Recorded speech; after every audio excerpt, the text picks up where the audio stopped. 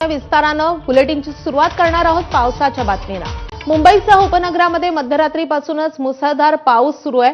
पहाटेपासूनच अनेक भागामध्ये मुसळधार पाऊस बरसतोय। गेल्या काही दिवसांपासून कधी रिमझिम तर कधी जोरदार पावसाचं प्रमाण होतं। मात्र आज मुंबईमध्ये पावसाचा जोर अधिक आहे। आज मुंबईला रेड अलर्ट जारी करण्यात आलाय। ठाणे आणि रायगडमध्ये देखील पुढील 24 तास मुसळधार पावसाचा इशारा हवामान विभागाने दिलाय। मध्य महाराष्ट्र, मराठवाडा आणि विदर्भात देखील विजांच्या कडकडाटासह मुसळधार पावसाचा अंदाज आहे। मध्य महाराष्ट्र, मराठवाडा, विदर्भात मुसळधार पावसाचा अंदाज आहे, तर तिकडे मराठवाड्यातल्या इतर भागामध्ये येलो अलर्ट देण्यात आलेला आहे। दरम्यान या मुसळधार पावसाचा रेल्वे वाहतुकीलाही मोठा फटका बसलाय। मध्य रेल्वेची वाहतूक जवळपास 10 ते 15 मिनिटं उशिरानं सुरू आहे, तर हार्पर रेल्वे मार्गावरील गाड्या 5 ते 10 मिनिटं उशिरानं सुरू आहेत आणि पश्चिम रेल्वेची वाहतूक सध्या तरी सुरळीत सुरू आहे।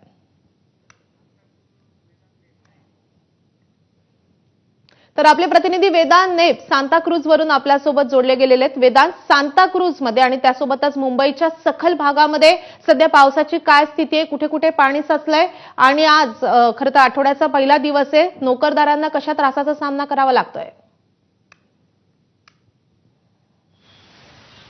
मागील तासाभरापासून माधवी पावसाचा जोर वाढलेला आहे आणि पश्चिम उपनगरात आपण बघतोय अनेक ठिकाणी रस्ते वाहतूक सुद्धा मंदावलेली आपल्याला पाहायला मिळते। सांताक्रूजचा हा परिसर अगदी विमानतळाच्या बाहेरून जेव्हा हे सगळे वाहनं येतात तेव्हा आपण बघतोय मोठ्या प्रमाणावर आपण इथे बघतोय काही ठिकाणी वाहतूक कोंडी तर काही ठिकाणी संत गतीनं ही वाहनं पुढे जातात। सकल भागामध्ये पाणी साचायला सुरुवात झाली आहे। मग अंधेरी सबवे असेल किंवा मग किंग सर्कलचा भाग असेल, तिथे मोठ्या प्रमाणावर पाणी साचतं आणि त्यामुळेच त्याचा रस्ते वाहतुकीवर परिणाम होताना आपल्याला पाहायला मिळतोय।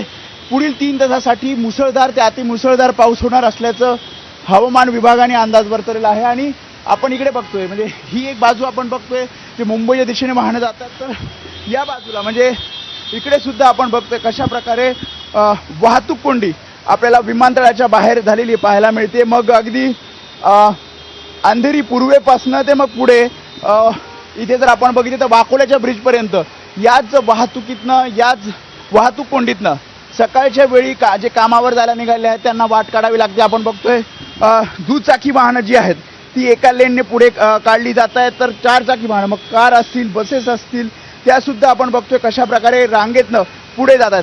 बॉटल नेक तयार झालेला आहे आणि त्यामुळेच एकीकडे पाऊस मुसळधार पडतोय, सकल भागांमध्ये पाणी साचलेलं आहे आणि त्यातनं अनेक जण मार्गस्थ होत आहेत, कामाला निघालेले आपल्याला पाहायला मिळतात। पश्चिम उपनगरामधली जी स्थिती आहे तीच पूर्व उपनगरातल्या रस्त्यांवर सुद्धा आपल्याला पाहायला मिळते आणि त्यामुळे जोपर्यंत मुसळधार पाऊस सुरू राहील आणि सकल भागांमध्ये पाणी साचलेलं राहील तोपर्यंत अशा स्थितीतनं मुंबईकरांना वाट काढावी लागेल। अर्थात आठवड्याची सुरुवातच मोठ्या खोळंब्याने झालेली आहे। वेदांत, अपडेट घेत राहू सध्या। धन्यवाद या सगळ्या सविस्तर माहितीसाठी।